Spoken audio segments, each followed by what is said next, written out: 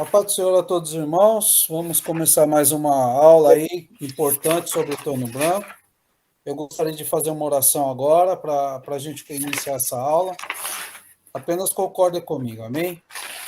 Senhor, te agradecemos por mais um dia de aula, Senhor. Por mais uma noite que estamos na tua presença para aprender da tua palavra. Guia-nos, Senhor, e esclarece a nossa mente em relação à tua palavra, Senhor, para que nós possamos alcançar o maior número de almas possíveis, Senhor, e que a nossa igreja, Senhor, seja uma bênção total. Assim te agradecemos. Amém. Amém. Pode começar, Zé Herculano. Deus abençoe a sua aula. A paz a todos, paz do Senhor. Amém. Nós vamos falar hoje sobre o juízo do trono branco, né? A gente vê assim, trono branco, a gente, quando você fala alguma coisa branca, a gente fica em paz, né? Mas aqui não tem nada disso, né? Aqui não tem... aqui é sinal de juízo. Então, eu estou aqui tem umas apostilas aqui, e eu gostaria de trabalhar em cima dessa apostila, que é bem abrangente. Então, fala assim, ó, diante do trono branco, no julgamento final, estarão todos aqueles que a Bíblia chama de outros mortos. E lá em Apocalipse, no capítulo 20, né, do versículo 5, mas os outros mortos não reviverão até que os 1000 anos se acabaram. Esta é a primeira ressurreição.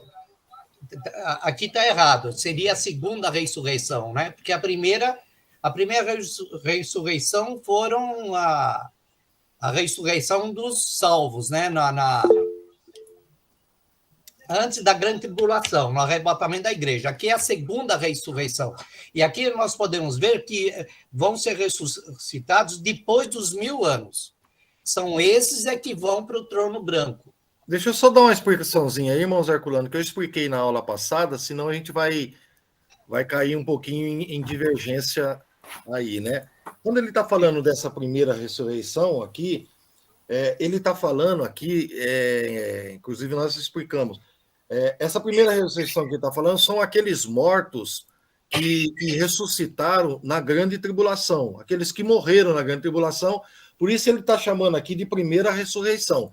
Mas essa primeira ressurreição, como nós estudamos na aula passada, ela está abrangendo todos aqueles que foram ressuscitados, por exemplo, morreu e ressuscitou. A primeira ressurreição lá, que vai ser o arrebatamento da igreja, os mortos vão ressuscitar primeiro, tal. Quando ele está dizendo essa primeira ressurreição, porque ele está colocando essa ressurreição aqui, aqueles lá, você pode ler o contexto do Apocalipse. Então, como ele coloca a primeira ressurreição, mas ela abrange a ressurreição desde lá do arrebatamento da igreja, quando tem a ressurreição dos mortos. Mas como ele colocou essa primeira ressurreição, ele está falando, essa primeira ressurreição, dos mortos da grande tribulação, que ressuscitaram, entendeu? Pode ler o contexto depois, você vai entender. Eu tinha entendido que mas os outros mortos não reviverão. Esses outros mortos...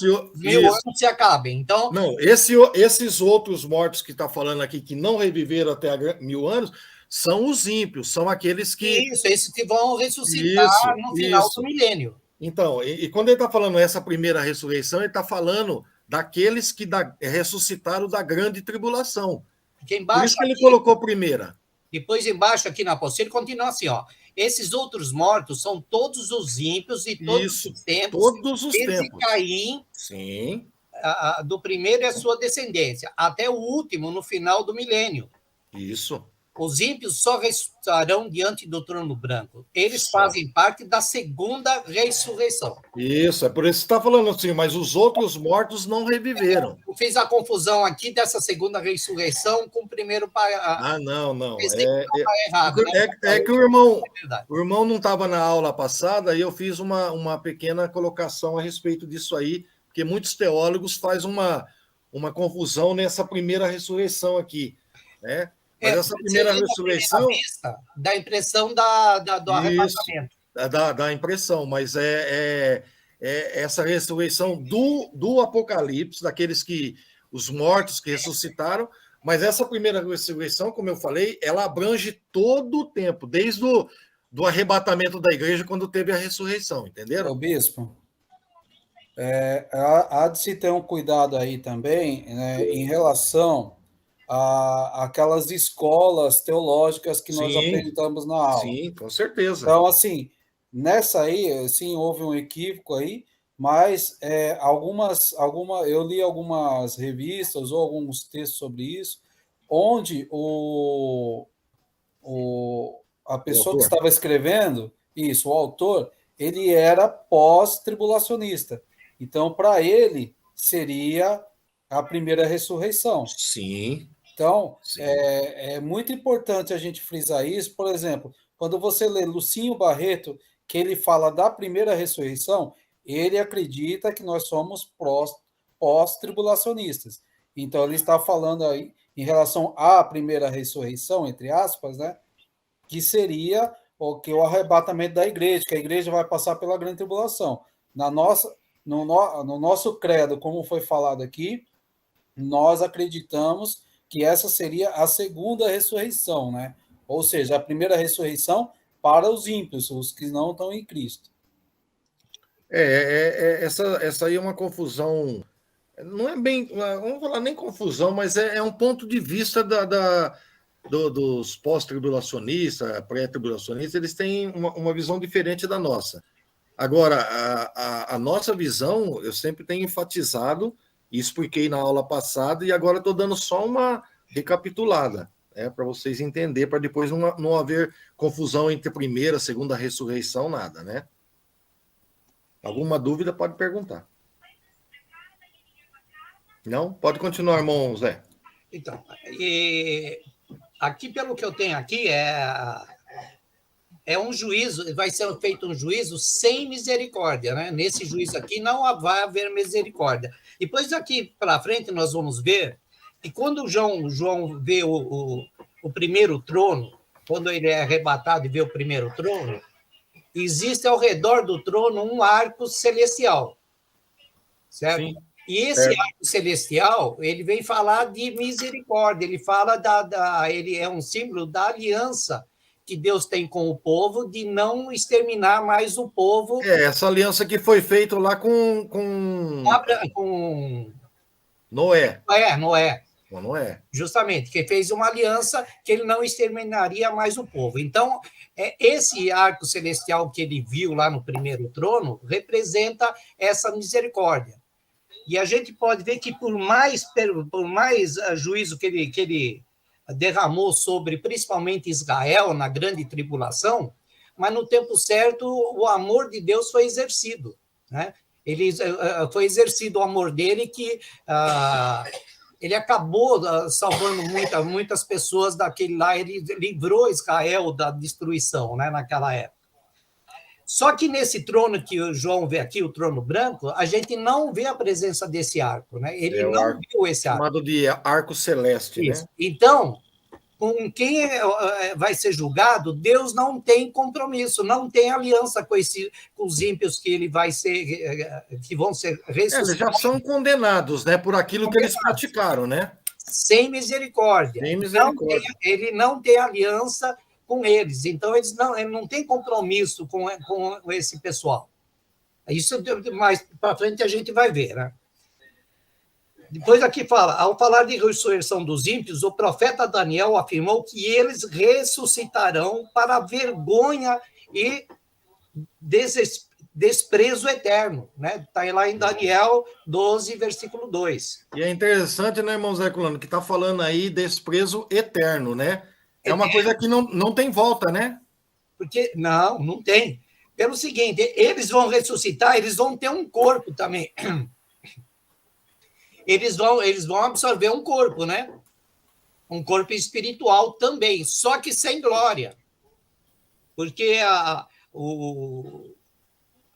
os salvos, eles terão um corpo em glória. Os não salvos, eles vão ter um corpo sem glória. E é eterno, eles vão ficar com esse corpo eternamente. Certo. E a gente vai ver aonde que eles vão ser jogados, né? Sim. Pois olha, ele fala, o Senhor Jesus, por sua vez, afirmou que os que fizeram mal para a ressurreição da condenação. Quer dizer, quem praticou o mal na terra, eles vão ser ressuscitados para condenação.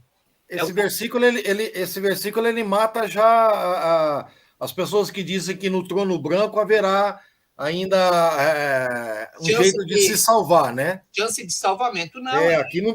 Aqui esse texto aqui que o irmão acabou de ler. Em João 5:29. Daniel, né? Não, o Daniel 12:2. Oi? O Daniel é 12:2, né? Que é para vergonha e desespero eterno.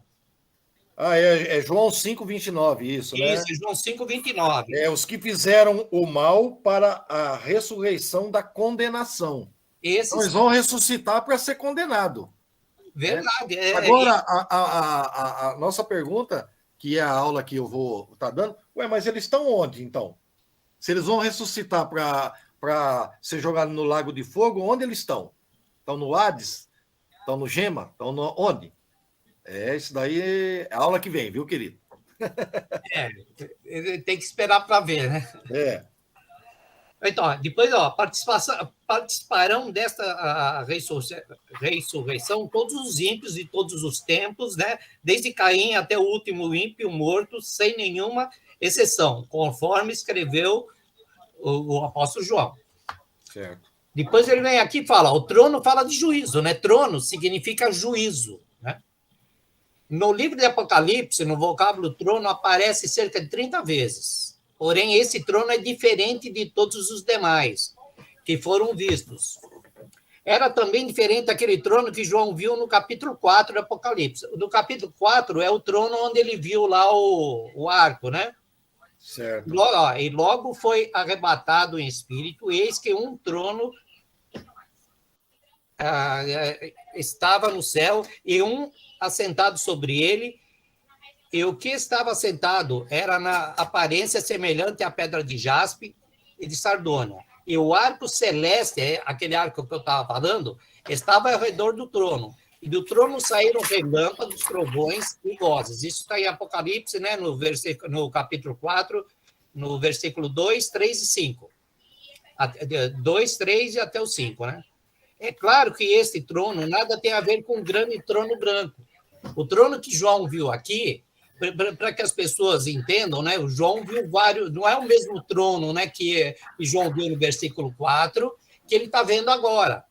É outro trono. O trono branco não é o trono do capítulo 4, né? Como o senhor falou aí, é um trono diferente de todos os outros, né? Não tem. Esse é o da condenação eterna. Quem está nesse trono branco tem que entender bem, esse trono branco ele já é para condenação, ele não é para absolvição, ele não é para salvação. Quem for salvo já está salvo, né? Quem participou do milênio e foi salvo, está salvo. Quem está condenado, está condenado. Ali é só para o julgamento do trono branco, onde vão se abrir os livros para... o que a gente falamos aqui no nosso país é da sentença final. Não é isso? Ele já está condenando, só vai dar a sentença. Você está condenado por isso que você fez isso, por isso que vai abrir os livros, né? Eles vão abrir todos os livros, e o que não tiver o nome escrito no livro da vida terá um destino nada agradável, né? Nem muito agradável, né? Aí não tem mais, né? Do grande trono branco, ou do que estava sentado sobre ele, fugiu. Olha só como vai ser esse trono branco, bispo. Fugiu tanto a terra como também o céu. Porém, a diferença fundamental é que queremos ressaltar aqui é a presença do arco-íris no trono visto no céu. Depois, aqui fala, a presença do arco-íris sempre lembra a misericórdia de Deus e o seu compromisso de não destruir a raça humana. O juízo de Deus vai ser derramado sobre a nação de Israel durante a grande tribulação, quando haverá, então, grande aflição como nunca houve desde o princípio do mundo até agora, nem tampouco haverá jamais. Está em Mateus capítulo 24, 21, né? Todavia, a presença do arco celeste ao redor do trono, lá no céu, é uma garantia da misericórdia de Deus. Por isso, no momento certo, Deus intervirá no seu amor. Ele fez isso, ele vai fazer isso lá em Israel, né? Na hora crucial, Deus vai intervir com o seu amor, né? Que vai livrar Israel da destruição, né? Porque todas as nações vão estar lá para destruí-lo, não é isso? E eu fico imaginando, irmão Zé e irmão Leonardo, eu fico imaginando um Deus sem misericórdia. Já pensou? Sem compromisso com o homem. Meu Deus, um Deus irado, um Deus que fez de tudo para a salvação humana, e agora, igual o irmão Zé Culano está colocando bem aí, o arco, que era o símbolo de misericórdia, não está mais no trono branco. Então, a misericórdia de Deus, ela já se terminou ali, né? Dali para frente é julgamento, ali não vai se impetrar mais. Nesse julgamento não tem misericórdia, tem sentença. A sentença dada, ela já foi dada, a pessoa já sabe que ela está condenada por aquilo que ela praticou. Né? Não tem como fugir dali. Agora, você imagina um Deus sem a misericórdia, né? Aí o negócio é feio. Viu?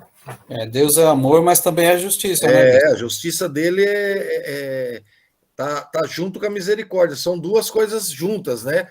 Mas na hora de julgar, ele vai julgar pela justiça e não pela misericórdia. Não, aí não terá misericórdia. Lá não vai ter misericórdia. No trono branco não tem misericórdia. Não adianta a pessoa querer. Eu vou para o trono branco, eu tenho condição ainda de ser salvo. Não, condição de ser salvo se você não morreu, você vai ter na grande tribulação. Fora dali, infelizmente, eu tenho uma má notícia para você. Não tem mais jeito, não. Se não tiver lá no arrebatamento... Não, filho, já ter. Era. Não tem para onde ir. Pode continuar.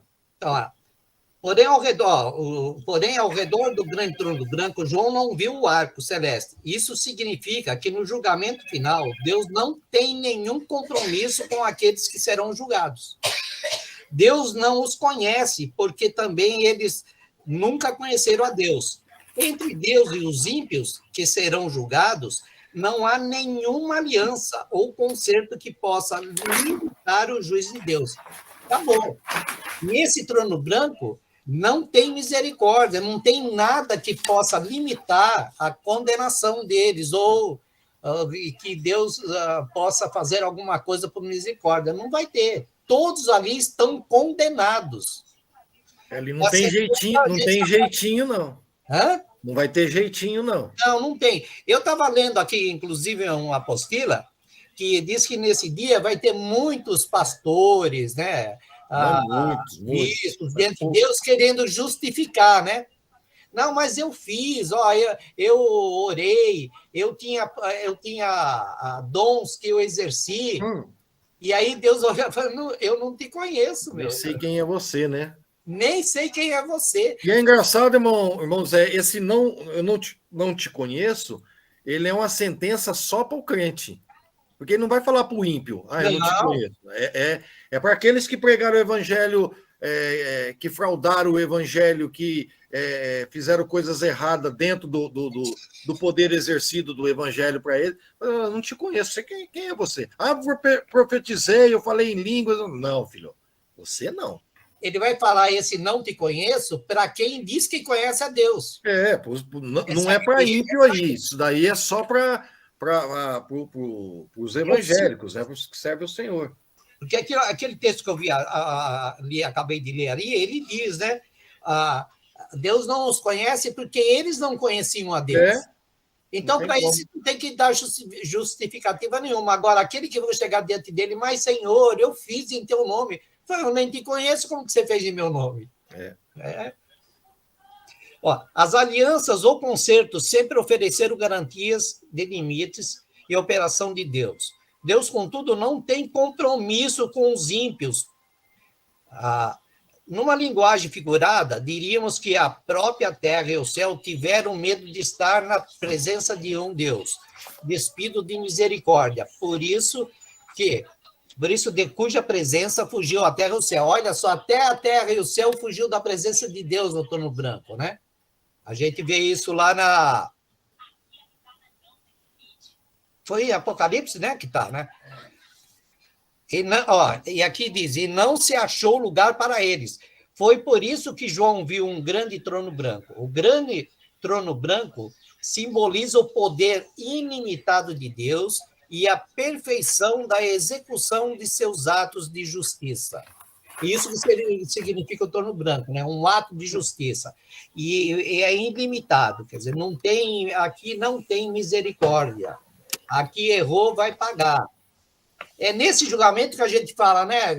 Quando alguém faz alguma coisa, a gente não cansa, ele pode fugir da lei dos homens, mas da lei de Deus não foge. Não escapa, né? É aqui que eles vão pagar tudo, né? É aqui que aqui não tem como recorrer, né? Me fizeram uma pergunta, eu até achei interessante, que me perguntaram da seguinte maneira. Falou, bispo, esse julgamento do trono branco, ele será um julgamento que vai demorar anos e anos, porque vai ter que julgar bilhões, vamos dizer, de pessoas, né? Bilhões de pessoas que serão julgadas. Esse julgamento, bispo, ele vai ser um julgamento rápido, assim, vamos dizer, 2 dias, 3 dias, 5 dias, 10 dias? Querido, essa resposta aí, ela não tem como você responder. Porque um ano para o Senhor é diferente do nosso. Os anos da eternidade é diferente do nosso. A gente não sabe se esse julgamento ele vai durar, sei lá, 10 anos, 100 anos, 200 anos. A gente não sabe, não tem uma ideia, né? Porque são milhões de pessoas. A eternidade não é limitada por semanas, meses. Por dias, né? Não é. Não, a gente não sabe como é. Mas lá nós não somos limitados pelo tempo. Nós somos limitados pelo tempo, nós aqui hoje, né? Mas na eternidade não tem tempo. Pode demorar o que seria para nós aqui 100 anos, que lá pode parecer minutos. Isso, é porque a gente pensa da seguinte maneira: se for para julgar pessoa por pessoa, dentro do livro, que vai ser, como que você vai. Você não pode julgar 100 pessoas de uma vez. Ali está dizendo que cada um vai comparecer perante do Senhor. Então, não seria um julgamento, vamos dizer assim, coletivo. Esses 100 aqui estão condenados. Mas por que estão condenados? Por causa disso, não. Eu acredito que pela Bíblia será um julgamento pessoal de cada um. Isso é um pensamento meu. Eu não sei, a gente não tem uma ideia.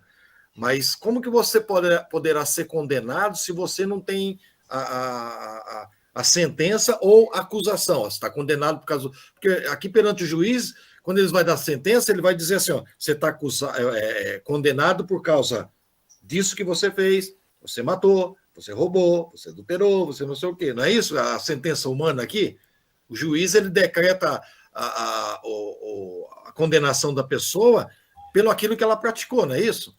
Então, certo. Eu acho que o trono branco é a mesma coisa. Se vai se abrir os livros, o livro da vida, o livro até o livro da lei, eles falam, né? Os livros que vão ser abertos, eu acredito que esses livros vai estar toda a vida da pessoa. Isso é um pensamento meu, né? Então vai ser vamos dizer, um julgamento individual e pessoal de cada um. Sim, porque vão abrir os livros, você tem que contar para a vida da pessoa, você cometeu isso, igual o nosso julgamento aqui. Por isso que eu acho que esse julgamento, ele é um julgamento, logicamente que os anos, como eu falei, eternos são diferentes do daqui, a gente não sabe. Mas que vai ser um julgamento um pouquinho demorado, deve ser. É que lá nós não seremos limitados pelo tempo. Isso, pelo tempo, né? Então, lá, para Deus, 1 minuto, 1 segundo é igual a 1000 anos e... Então é uma coisa... A gente não entende. É porque fizeram essa pergunta e eu fiquei meio, assim, curioso e não encontrei nada que biblicamente deu uma alusão para nós, né? Abre a mente, mas não tem nada assim, né? A única coisa que a gente sabe é que na eternidade a gente não é limitado pelo tempo. Lá para nós, mesmo nós que estivermos lá,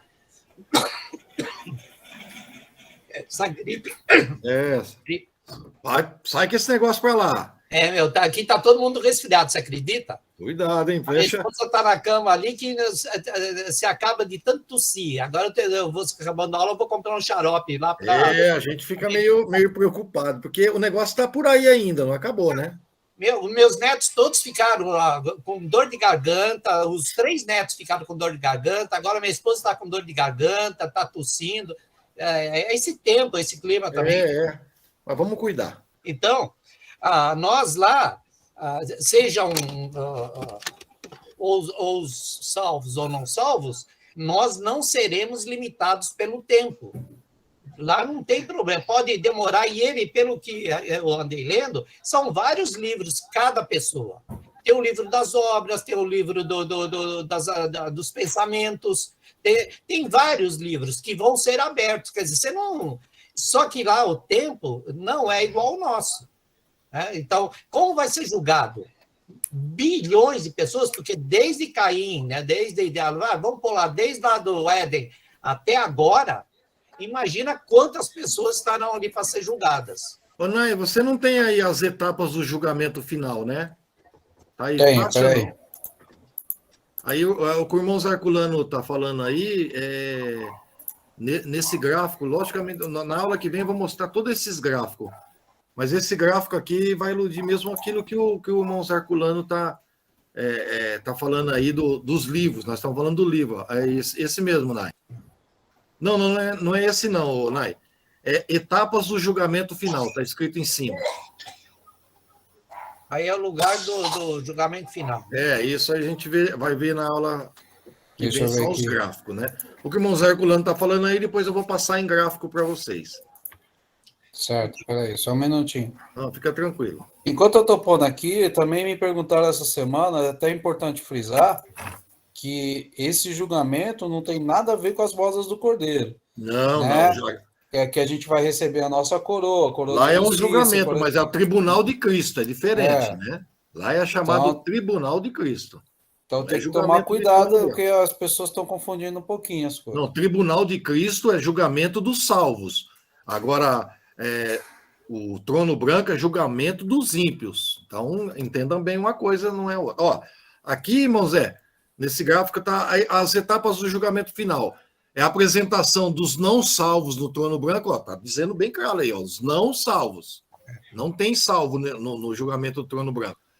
Vai ter a abertura dos livros das obras dos homens. Depois tem a abertura do livro da lei, né? Abertura do livro da vida, e depois, no final, a sentença decretada por livro. Então, são vários livros que vão ser abertos nesse tempo, para que haja um respaldo da condenação eterna. Então, eu coloquei aqui essa abertura dos livros, né, que vão ser abertos. Então, e o livro aqui, a abertura do livro da vida, ele é o último a ser aberto, porque aí ele vai procurar se o nome dele está lá, né? Porque aí ele vai procurar se o nome dele está nesse livro. Se não tiver nesse livro, já não tem mais. Não, o livro só vai ser salvo aqueles que foram achados nesse livro aí, o livro da condenação, mas o livro da vida, nós já está o nosso nome lá, né? Então, ele vai, creio eu, que a hora que ele abrir esse livro, ele para provar para, olha, o teu nome não consta nesse livro aqui, então não tem o que fazer, ele não está no livro da vida. É verdade. Primeiro vai ser apresentado para ele o que ele fez de errado, e depois ele falar, tanto é que o teu nome não está no livro da vida, você está condenado. Então, esses aí são os livros que vão ser abertos. Eu coloquei um gráfico aí para vocês entenderem. No final da lições sábado que vem, a gente passa todos esses gráficos para vocês aí. E aí, agora vai uma pergunta. Quem que irá presidir esse julgamento? Tem muita gente que não sabe também, viu, bispo? Eles acham que é Deus, né? Que é Deus Pai, né? É. Não é, né? A gente sabe que quem vai presidir vai ser Jesus, né? E tem vários... Porque está escrito que o nosso advogado vai ser juiz, né? Vai ser juiz. Então, ó, sabemos que esse juiz não é o Pai, mas é o Senhor Jesus Cristo, conforme ele mesmo declarou. E também o Pai a ninguém julga, mas deu ao Filho todo o juízo. Está em João 5:22, né? João declara isso. Aí já tá bem colocado que o próprio Deus, ele está falando que o julgamento, ele será... porque ele diz, o Pai o Pai a ninguém julga, mas deu ao Filho todo o juízo. Do Então juízo. já responde aí que o julgamento será, a sentença, né, será dada por Jesus. E depois, no mesmo capítulo 5, no versículo 27, diz: E deu-lhe o poder de exercer o juízo, porque é o Filho do Homem. Então, ele deu o poder para Jesus, que ele vai exercer o juízo sobre todos nós. Aí já está dizendo que não tem como você errar. Quem vai presidir o trono branco é o Filho de Deus. Certo? É, Jesus. Isso. E em Atos 10, 42 também fala, né? Ó, e nos mandou pregar ao povo e testificar que ele é o que por Deus foi constituído juiz dos vivos e dos mortos. Está lá em Atos, né, no capítulo 10, versículo 42. Depois o apóstolo Paulo retificou o que Jesus e Pedro disseram, escrevendo aos crentes da cidade de Roma, ele disse: no dia em que Deus há de julgar os segredos dos homens, por Jesus Cristo, segundo o meu evangelho. Está em Romanos, capítulo 2, versículo 16. E depois também, ele fala lá em Atos 10, 31 também, né? Ele testifica isso, né? Ó, porquanto tem determinado um dia em que, com justiça, há de julgar o mundo, por meio do varão que destinou. E disso deu certeza a todos, ressuscitando-os dos mortos. Está em Atos, né? 17, 31. E aqui depois vai dando várias retificações sobre isso. Depois ele fala aqui, ó, porquanto podemos afirmar com segurança que o juiz que presidirá o julgamento final, também conhecido como julgamento do trono branco, será o Senhor Jesus Cristo, aquele mesmo que, sendo em forma de Deus, não teve por usurpação ser igual a Deus, mas aniquilou-se a si mesmo, tomando forma de servo. E aí ele fala sobre, aqui na apostila fala sobre o que Deus escreveu nesse versículo, Filipenses capítulo 2, versículo 6 ao 11, né? Depois aqui embaixo vem: a pior dos ímpios que, nesta vida, não dobrou seus joelhos diante de Deus, terá que dobrar naquele dia. Não foi sem razão que o Senhor Jesus advertiu, dizendo: e não temas os que matam o corpo e não podem matar a alma. Temei antes aquele que pode fazer parecer no inferno a alma e o corpo. Aí é um alerta, né, que Jesus fez, está em Mateus 10, 28, né? Que a gente não tem que temer, né? Como que é? Não foi sem razão que o Senhor Jesus advertiu, dizendo: e não temais os que matam o corpo e não podem matar a alma. A gente tem que temer ao contrário, né? Aquele que pode aniquilar a nossa alma, né? Que ele está fazendo alusão aqui ao diabo, né? Sim. Que esse pode aniquilar a nossa alma. O local e o tempo de julgamento. Também, sabe onde vai ser esse local de julgamento, bispo?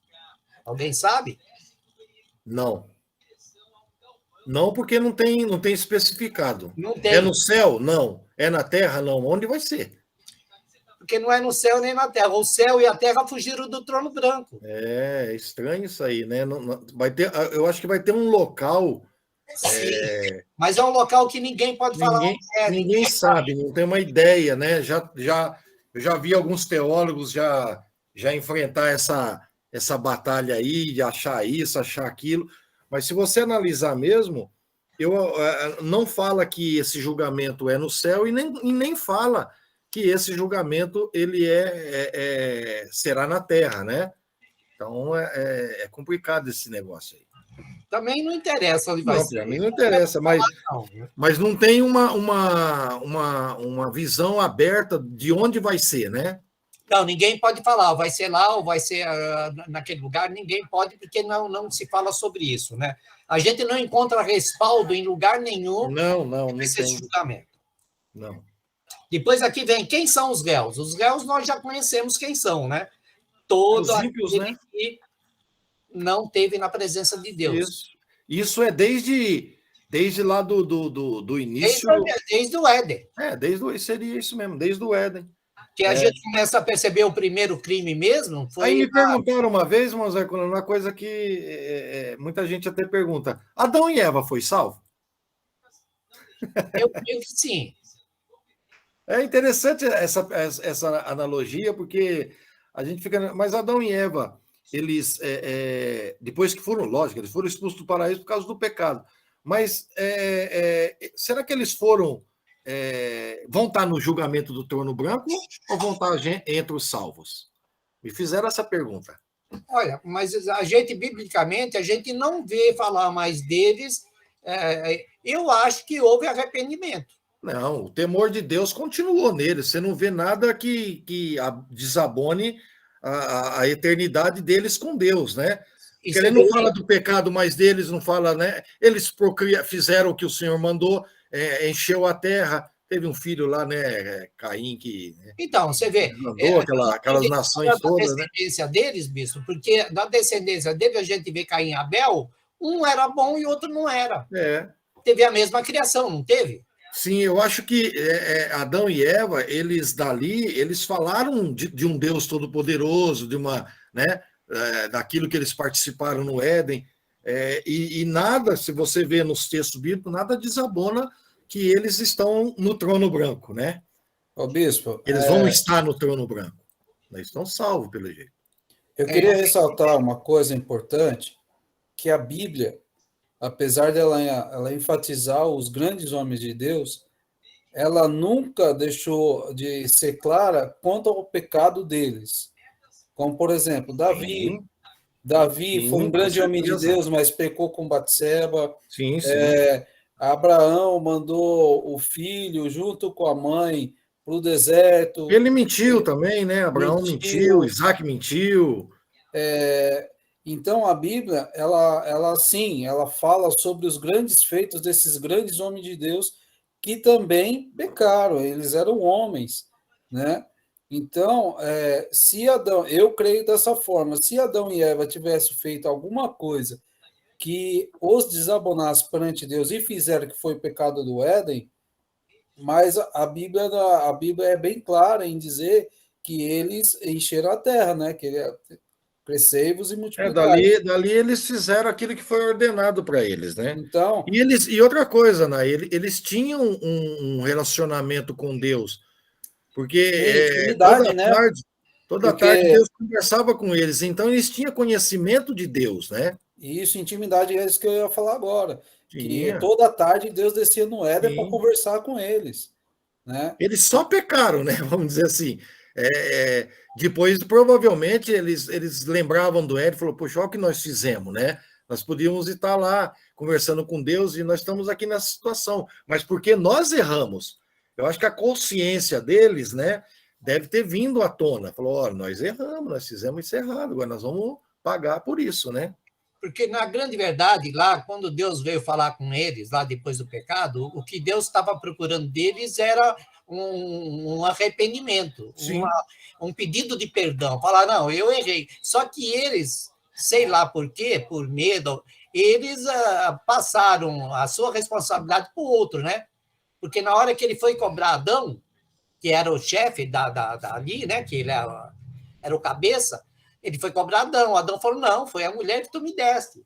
Quando ele cobrou a mulher jogou para a serpente. Quer dizer, eles tentaram se livrar da responsabilidade. Por isso que eles foram expulsos, né? Mas eu creio que houve arrependimento, lógico que sim. Provavelmente. E a gente percebe pela vida, pelo Caim, né, e Abel, que eles tinha temor de Deus, né? Eles aprenderam a cultuar a Deus, a fazer sacrifício a Deus. Então, quem que ensinou eles? Foi Adão e Eva, lógico, os seus pais. Né? Sim, com certeza. Então, a gente nota que sim. Pena que né, se desvirtuou. O seu ego foi maior do que o que deveria ser feito. Porque aí já é outra história, né? Foi inveja, pura inveja. Aí é outros 500. Então, o lugar e tempo de julgamento a gente não sabe. Quem são os réus a gente sabe, né? Lógico. Todos os ímpios, desde lá até os dias de hoje, até os dias onde até o final do milênio, né? A Bíblia fala de mortos grandes e pequenos, né? Então, de todas as nações, de todos os tempos, né? Esses grandes e pequenos também deixa dúvidas, não deixa, bispo? Deixa um pouquinho de dúvida, mas não tanta, né? Porque grandes Quem e conhece pequenos um pouquinho a Bíblia já dá, né? não se refere à criança, nem Não tem nada a ver com idade, né? Eu É. acho que esse grandes e pequenos não tem nada a ver com idade, Não, tem a ver com quem eram, né? Refere-se, acho que, posição social. Né? Isso, grandes e pequenos está dizendo, o rei, o súdito, vamos dizer assim, no tempos antigos, que era mais fácil, né? O rei. Os escravos, os súditos. Isso. Então, Por isso que eles chamam de grandes e pequenos. Não é que está falando aí de idade, nada, não tem nada a ver uma coisa com a outra. Nos mostra que lá não tem problema, lá vai todos. Sim. Desde rei até escravo. É isso que é isso que por isso que ele chamou. Por isso que João está falando que fala aqui no texto de grandes e pequenos, né? Não tem nada a ver com idade, com nada. Isso daí são a pessoa. Não. Colocação no mundo, né? Material, vamos dizer assim. Isso. O Adilson levantou a mão aí. Adilson. Eu vi aqui, Adilson levantou a mão. Tem alguma coisa aí, Leonais? Aí... ele levantou e depois parou. Pode falar, pastor Adilson. Pode, senhor, irmãos. Pode, senhor. Apocalipse 20, 12, diz assim: e vi também os mortos, tanto os importantes como os humildes, e estavam de pé diante do trono. Foram-lhe abertos os livros, e também foi-lhe aberto o outro livro, o livro da vida. Então, quer dizer, né? Os grandes e os pequenos, os humildes, e os grandes e os humildes também, né? Aí ele está dizendo, o pastor, que seria a posição social de cada um, né? O que eles tinham sido em vida, príncipes, reis, né? Por isso que ele chamou de grandes e pequenos. Seria o status da pessoa, né? Não tem nada a ver com idade, não tem nada a ver se é criança, se é adulta. Aí está falando grandes e pequenos com aquilo que as pessoas foram na Terra, né? Em termos de na sociedade, né? Que eles foram, seria por aí. Isso mesmo, acho que não importa se era rei ou se era escravo. Ali vai ter mendigo, escravo, vai ter todo tipo de pessoas, etnias, tudo vai estar ali perante o trono branco, né? Porque hoje a gente vê aí, tem tanta gente aí bilionária que não liga para nada, para ninguém, muito menos para Deus, esses vão estar lá. Estão lá, não tem como, né? Então, assim podemos afirmar que no banco dos réus, no julgamento final, diante do grande trono branco, estão todos os mortos ímpios de todos os tempos. Não importa quando, onde ou como tenham morrido. Se foram queimados, cremados, devorados pelos peixes ou qualquer animal marinho, terrestre ou pelos micro-organismos, ninguém será esquecido na terra, no mar, no inferno, em lugar nenhum. E aqui ele fala sobre porque tem gente, eu já vi gente que não quer ser cremado porque ele diz que o corpo tem que ressurgir, né? A gente vê um monte disso daí, né? Pessoas com essa crendice. E o cara deve ser um pouquinho ignorante, porque o corpo que ele vai ficar muito tempo, ele vai virar pó mesmo na terra. Tem gente, né? Você vê gente por aí. Você vê que gente não quero ser cremada, porque a Bíblia fala que tem que ser enterrada. A Bíblia não fala. Mas e aqueles que morreram queimados num fogo, num acidente, como é que faz? Aqueles que sumiram lá, o avião caiu lá no mundo. Então, queimado. A Bíblia diz que eles vão ter que aparecer, né? Sim. O mar vai ter que devolver os mortos, o fogo vai ter que devolver, a terra vai ter que devolver. Vai, não tem como escapar, não, né? Eles vão devolver. E se eles forem salvos, eles vão ter o corpo de glória. Se não forem salvos, eles vão ter o corpo sem a glória, né? Isso aí. Então, aqui depois, esses, ao ressuscitarem, receberão um corpo dotado de vida eterna, porém, não será um corpo de glória, como os que receberam os salvos, e sim um corpo sem glória. para vergonha e desprezo eterno, como diz Daniel, né, no versículo 12, no capítulo 12, versículo 2. Conforme afirmou o Senhor Jesus, e os que fizeram o bem sairão para a ressurreição da vida, e os que fizeram mal para a ressurreição da condenação. Está lá também em João 5:29. Os mortos grandes e pequenos, e viu os mortos grandes e pequenos, certamente que a expressão aqui vai falar aquilo que nós falamos. Grande, nada tem a ver com a idade, tal, fala sobre tudo que nós falamos aí agora. Depois aqui, Deus não faz acepção de pessoas, conforme afirmou Pedro.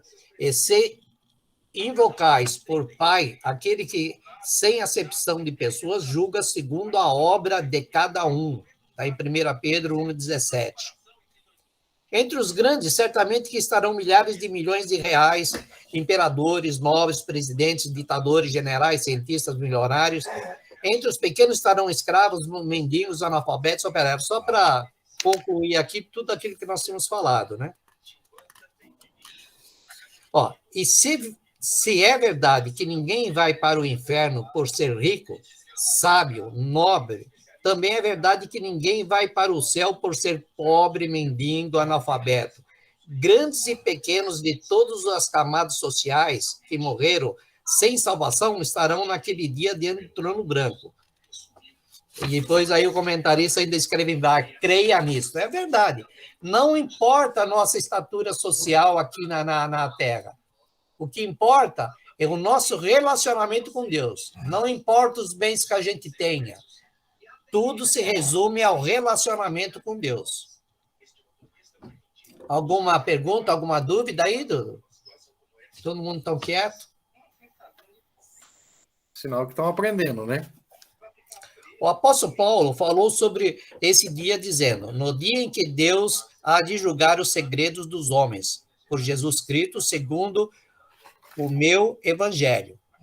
Está em Romanos 2,16. Quer dizer, Jesus está falando que ele vai julgar segundo o evangelho, né? A regra é o evangelho, é a lei de Deus, né? Sabemos pela Bíblia que no livro da vida só serão escritos os nomes dos santos, e não entrará nele coisa alguma que contamine e cometa abominação e mentira, mas só os que estão escritos no livro da vida do Cordeiro. Paulo afirmou esta verdade. E peço também aqui, meu verdadeiro companheiro, que ajudes essas mulheres que trabalham comigo no Evangelho, e com Clemente, e com os outros cooperadores cujos nomes estão no livro da vida. Está lá em Filipenses, capítulo 4, versículo 3. Então, aqui ele vem falando sobre isso. Moisés tinha consciência de que seu nome estava escrito neste livro, quando intercedeu diante de Deus pelo povo, dizendo, agora, pois, perdoa teu pecado, senão risca-me do teu livro que tens escrito. Olha o que Abraão teve coragem de falar para Deus, hein? Quando ele foi interceder lá pelo povo, lá no deserto, né? Que Deus queria castigar o povo, ele falou, me parece que era em aniquilar o povo, né? Não é isso, bispo? Sim, que Deus queria aniquilar o povo de Israel. Fazer de Moisés uma nação nova, né? Isso. Aí ele falou assim, não, se for para fazer isso, risca o meu nome do livro da vida. Olha só que coragem, né, que ele falou, a coragem que ele teve de falar para Deus isso, né? Eu não arriscaria falar isso, não, viu, bispo? Eu também não. Vai que ele tira. Então, o Senhor Deus deixou claro a possibilidade de um nome ser riscado do seu livro. Então, disse o Senhor a Moisés, aquele que pecar contra mim, a este riscarei eu do meu livro. Olha só. Então, a pessoa hoje é crente, está aí, né, fazendo boas obras e, de repente, se desvia. Será que Deus vai riscar o nome dele no livro da vida? Deus está respondendo aqui, né? Eu riscarei, aquele que pecar contra mim, a esse riscarei eu do meu livro. Assim, o livro da vida pode ser aberto como testemunha que os estão sendo julgados. Não fazem parte da família de Deus. Deus não tem nenhuma aliança celebrada com os réus nenhum compromisso com eles. Aquilo que nós já falamos no começo. Com esse povo que está sendo julgado, Deus não tem nenhum compromisso com eles, não tem aliança, porque ele não os conhece, porque eles também não conheciam a Deus. Então, não tem esse negócio de ter compromisso. Deus não tem aliança com eles.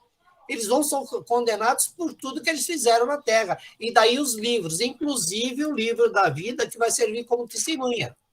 Porque eu creio que vai ser assim. Na hora lá, ele vai abrir o livro da vida e falar: o teu nome não está aqui, ó. Pode procurar aqui, vê se o teu nome está aqui. Não está. Então, você não tem o que fazer aqui. Ó, Paulo afirma que os gentios, mesmo não tendo conhecido a palavra de Deus, são inexcusáveis, ou seja, não tem desculpas, não tem como justificar suas obras más.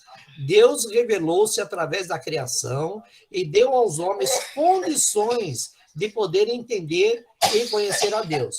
Olha só o que Paulo afirma aqui, né? Não se justifica a pessoa falar: eu não conhecia o evangelho. Não tem como. Mas Paulo está falando aqui, ó, eu não conheci, ninguém pregou para mim. Deus revelou-se através da criação e de seus homens e deu aos homens condições de poder entender e conhecer o Criador. Todos podem conhecer o Criador através da criação que Deus deixou. A gente vê coisas aí acontecendo maravilhosas, né? A gente vê o bispo aí no início da aula falou da árvore que caiu, mas vai entender, era grande, né, bispo? Muito, muito. E ela saiu da onde? De uma sementinha do tamanho de né? Nossa, 3 milímetros. Quantos anos ela está ali, né? Então, isso não revela a criação de Deus? Como que pode uma sementinha daquela se transformar numa árvore dessa? Verdade. Aqui em casa eu tenho uma jaqueira aqui, né? Que eu estou querendo cortar ela. Ela é tão pequenininha quando veio, era uma mudinha. Hoje, nossa, você tem que ver, eu estou com medo daquele negócio lá, que o diâmetro do tronco está enorme. Como justifica um negócio desse? Como dá uma fruta? Bispo, tem jaca que pesa mais de 20 quilos, está pendurada na árvore. E não cai fácil, não. Ela firma. A hora que ela amadurece mesmo, e ela fica... A gente tira por causa das crianças, mas é um perigo. Mas como justifica um negócio desse, né? Então, Paulo afirma, olha, não precisa você ter lido a Bíblia para saber que Deus existe. É só olhar ao teu redor. Se olhar ao redor, você vai saber que Deus existe. Então, Paulo fala que não tem desculpa. Não, mas não vai. Já pensou, a pessoa chega lá e fala: Senhor, mas ninguém me pregou sobre você, ninguém falou de Deus. Deus falou: pô, mas você não vive, você não vê as obras que foi realizado? Você vê, a gente vê o céu estrelado, vê nuvens, tem chuva. Será que as pessoas não conseguem perceber que tudo isso é uma criação de um ser superior? Porque mesmo ateu reconhece que há algo de superior, não reconhece? Ateu não acredita em Deus, mas ele crê em alguma coisa superior que rege o mundo. Até Albert Einstein falou sobre isso. Então, porque não tem, né? São coisas que você não consegue explicar. Não é o acaso. Como o acaso cria chuva, cria a atmosfera? A gente vê os outros planetas, principalmente aqui ao nosso redor, né? Que não tem atmosfera, não tem oxigênio, não tem chuva, não tem nada. Você vê o nosso país aqui, a fotografia dele vista do espaço, como é bonito, né, bispo? Azul, né? Você vê que coisa linda que é. Será que você consegue enxergar Deus nisso? Infelizmente, o ser humano ele é ruim na sua essência, né? Na essência, né?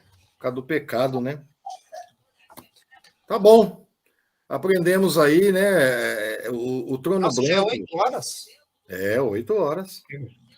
Então vai deixar o resto para a semana que vem, bispo? Nós vamos. A semana que vem, porque o irmão Zé Herculano ele explicou bem aí sobre o trono branco, onde vai ser o julgamento, né? E na semana que vem a gente tem que falar, porque depois, quando termina o julgamento do trono branco, o ímpio ele será jogado no lago de fogo, né? Isso. A gente entender o lago de fogo, a gente tem que entender desde o início lá o que é o inferno, o que é Hades, o que é Tártaro, os demônios, eles ficaram em lugares separados. Aqueles demônios que caíram do céu lá na rebelião de Satanás, eles estão onde? Para onde que eles foram? Eles estão junto com aqueles que morreram, o ímpio morreu, aguardando o julgamento. Então a gente tem muitas perguntas sobre a habitação, vamos dizer assim, temporária dos mortos. Porque existe uma habitação temporária dos mortos, que é o Seol, que é o Hades, que aguardando o julgamento do Trono Branco. Quando terminar o julgamento do Trono Branco, eles serão lançados num lugar chamado Lago de Fogo para a eternidade, onde já está o diabo, o falso profeta e o anticristo. Então, são lugares diferentes. A gente tem que entender também, no tempo de Jesus, aonde estavam os salvos? Porque tem a parábola do rico e do Lázaro, que tinha o seio de Abraão e tinha o Hades, que aquele rico lá, né, queria molhar o algodão na boca, o tormento eterno, né? E ali tinha um abismo que separava eles. Então tem que entender o Hades ou os seios de Abraão antes de Jesus. Quando Jesus veio, o que aconteceu? O que ele fez? Diz que ele levou cativo o cativeiro. Mas o que é isso? Jesus pegou aonde estava o seio de Abraão e levou ele para o céu. E o inferno ficou, porque só existia um abismo que separava. Então existe. Era o mesmo lugar, né, Bispo? Era o mesmo lugar. Isso, seria o mesmo lugar. Separado por um abismo. Quando Jesus veio, ele não deixou mais isso. Ele levou cativo o cativeiro. Ou seja, ele pegou o seio de Abraão, que era chamado, e levou para o céu. Mas isso nós vamos ver tudo na aula que vem, para a gente entender o estado intermediário. A pessoa está dormindo, existe. Então, as pessoas que morreram, elas estão aguardando o julgamento sem sofrimento nenhum, estão dormindo. E o salvo também, será que o salvo está dormindo? O salvo vai ficar dormindo, quando houver arrebatamento, aí que sim que ele vai para o céu. Será que é isso? Então, a Bíblia ensina. Então, nós vamos aprender na aula que vem. A parábola ensina isso, né? Sim. Ela deixa claro. Mas ela tem que ser bem explicada, porque senão a gente vai fazer uma confusão muito grande de lago de fogo, de Hades, de seio de Abraão, vai virar uma bagunça. Então, a gente vai explicar bem pausado, eu vou fazer algum gráfico bem explicadinho para a gente fazer. E vou mostrar também os gráficos daquilo que o irmão Zé Herculano falou, nós vamos mostrar, passar um filminho também, que agora não dá, vamos passar o filminho também lá do Trono Branco, e vamos dar continuidade aí. Amém? Amém. Adilson levantou a mão aí, Adilson. Pergunte, Adilson.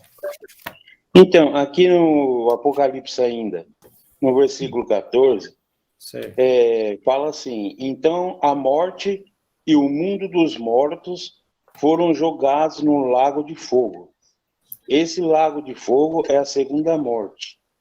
Então quem não tinha o seu nome escrito no livro da vida foi jogado no lago de fogo, né? Isso, é isso aí. Então, mas a gente tem que entender, Adilson, o que é esse lago de fogo? Esse lago de fogo, ele é o Hades antigo, ele é aquele inferno que estava o rico, ou esse lago de fogo, ele não foi inaugurado ainda, vamos dizer, entre aspas, né? Ele não foi inaugurado, né? Então a gente tem que entender, o lago de fogo não foi inaugurado ainda. Mas como assim, bispo? Calma que eu vou explicar na aula que vem. Deus abençoe a todos, meus irmãos. Obrigado, irmão Zé. Amém. Paz, Senhor. Amém. Eu vou fazer uma oração de encerramento, agradecendo a Deus por mais essa aula, e agradecer aos irmãos aí que mais uma vez estiveram com a gente nessa luta aí, nessa aula, e que com certeza vão estar na aula que vem com a gente. E amanhã Amém? estaremos no culto, em nome de Jesus. Em nome de Jesus. Senhor, te agradecemos por mais essa aula, Senhor. Muito obrigado, Pai, pelos esclarecimentos dados nessa aula e te agradecemos por tudo. Pai, abre a mente de cada um, Senhor. Coloca mais pessoas nessa escola para que nós possamos aprender cada dia mais da sua palavra, Senhor. Assim nós te agradecemos por tudo. Em nome do Pai, do Filho e do Espírito Santo. Amém. Paz do Senhor a todos, irmãos. Senhor, Deus